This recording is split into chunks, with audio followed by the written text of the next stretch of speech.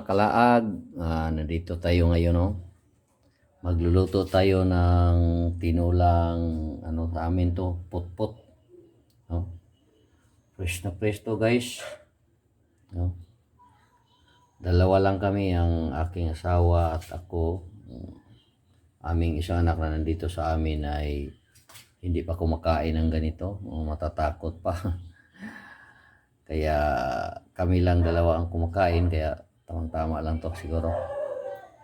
So guys, ito na ang ating lulutuin ngayon. Ito lang ang sabaw, no, na ating kinakailangan. So ito ang mahiwaga nating kalan. Sisimulan nating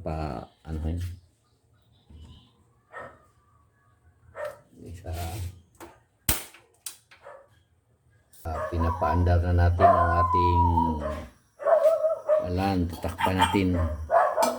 Pag kumukulo na to, isusunod natin ang ilagay natin ang isda. Ayan. Ilagay natin ang isda na yan at ang kamatis.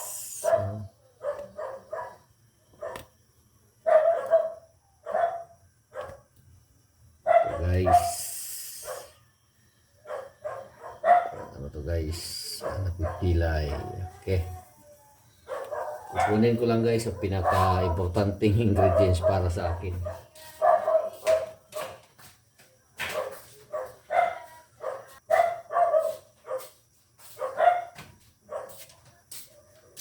Ito na guys, ang malunggay, pangpahaba ng buhay.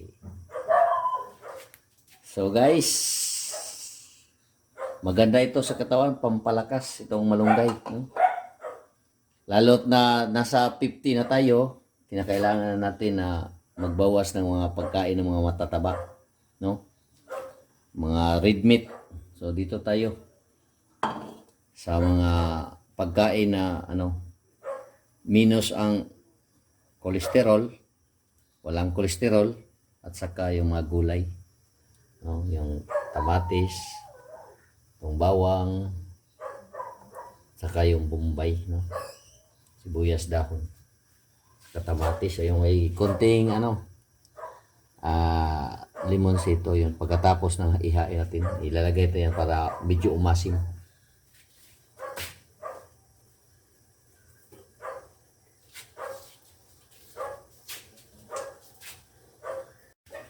Ito ngayon mga kapatid, no, kumukulo na ang ating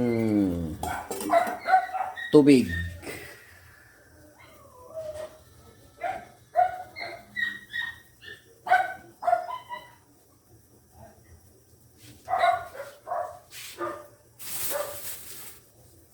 So maglalagay tayo ng asin guys sa ating kumukulo na tubig.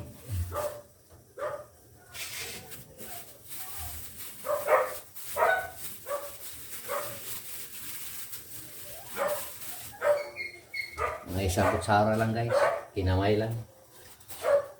Okay, susunod natin guys itong kasama na to kamatis guys, yung ahos, bawang, no? Saka yung bombay, lahat isasabay natin.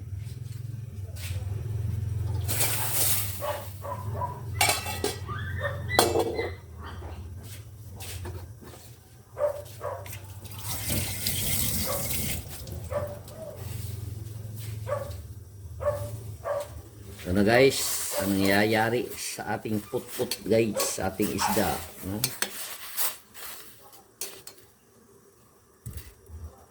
Sarap nito guys, tamis ng sabaw nito.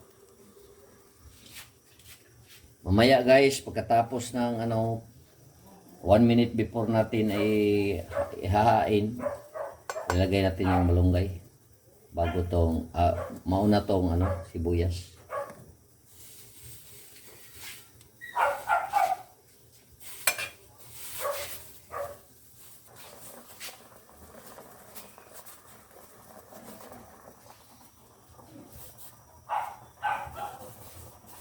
Kumukulo na guys. No? Kumukulo na. Kumukulo na ang ating tinulang isda.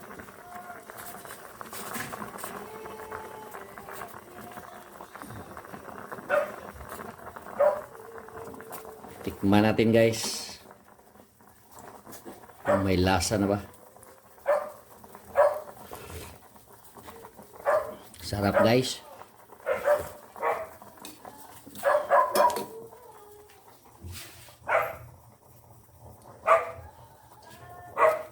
Sunod natin guys itong bitchin guys.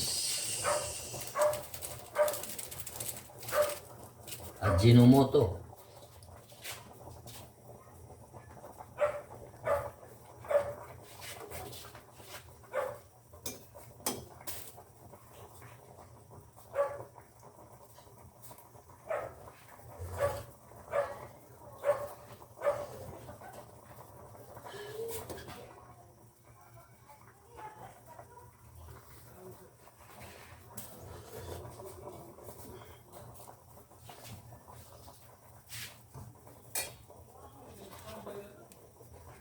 So guys,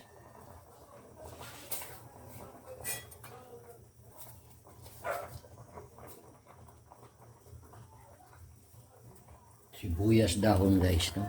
Inilagay na natin.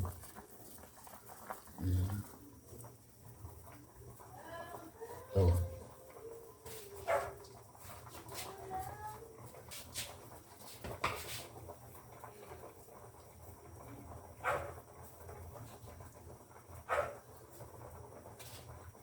sunod natin guys, yung maraming malunggay para lalong lumakas. Ito na mga kalaag, sarap nito.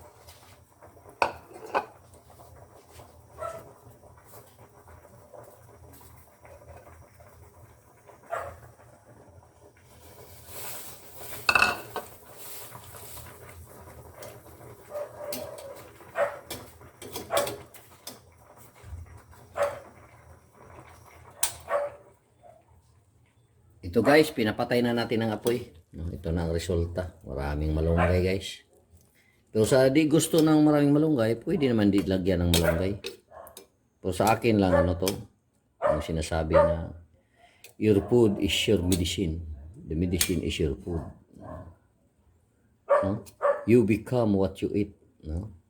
Pag palagi kang pork guys, manghihina ka. So sa isang linggo, 2 o 3 lang kainan, may pork.